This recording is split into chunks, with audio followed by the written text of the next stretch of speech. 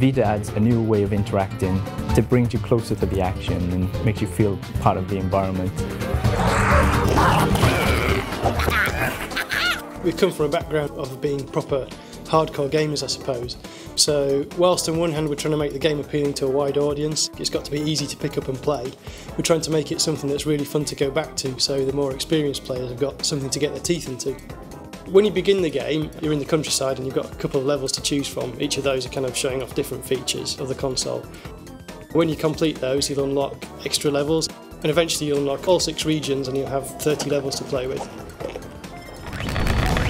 The one that I really enjoy playing is Neutron Nudger, and it's basically a puzzle game which involves the nuclear deviants, and you have to fire a beam of particles into them to charge them up, but this is all based on a sphere. So you use the rear touchpad to rotate the sphere around, front touchpad to move devices around and manipulate the puzzle.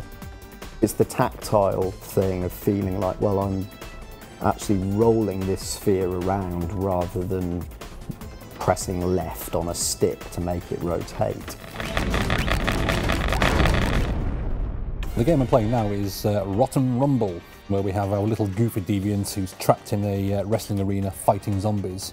And this is a game that makes use of the rear and the front touch mechanic together to develop what we call the pinch mechanic, where the actual ring itself is deformed almost like a rubber ring, and you can use that to ping the goofer round and hit the various zombies. Again, it's a very natural, very simple control mechanism that still allows a huge degree of control over where you want your little character to go. And this is one of the games that really makes beautiful use of the front screen. The screen itself, the quality of it is absolutely superb.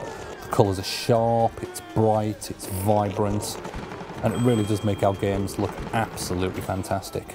Usually you're sort of just pressing a button and that would trigger some animation, but here you're actually physically interacting with the characters.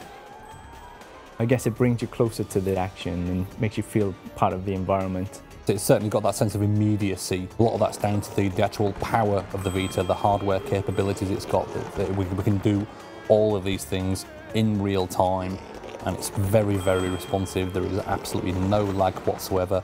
All the games run at 60 frames, so they all look beautifully smooth, brilliant colours, and it really does absolutely show off the fine work that our artists have done in creating these backgrounds, models and characters.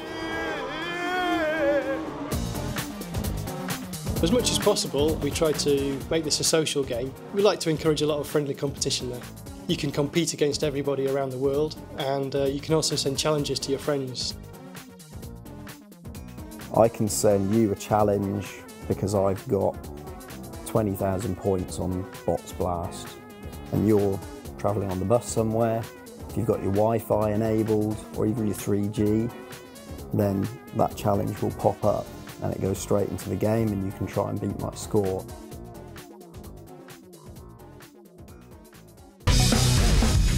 Okay, so the game I'm playing now is Depth Dive, and this is a game that uses the tilt mechanic to guide the deviant down as it drops down through the caves. The artists have done a fantastic job with these environments, very different looking, but very kooky, but still very easy to see what's going on. The controls are a simplicity itself. You're just tilting the console in the direction that you want your little blobber deviant to fly. So it's very, very responsive. It's very easy to glide this little fellow around corners at speed. And as you progress through the caves themselves get more and more twisty. You've got gusts of wind you have to try and avoid, other obstacles like whirlwinds, all the while picking up the stars and racing down to the bottom as fast as you can before the timed bomb explodes. Beautiful little game, so easy to play and a lot of fun. It's a great portable game to match the Vita and really shows off what the Vita can do. You got similar power to the previous home consoles, but in a portable device, but with all these new interfaces on it as well. The new modes of interacting that we have with these devices can radically change the types of games that we can do. I kind of like that we're making a game that just doesn't use It's a PlayStation game that doesn't use anything that's traditional in terms of PlayStation controls.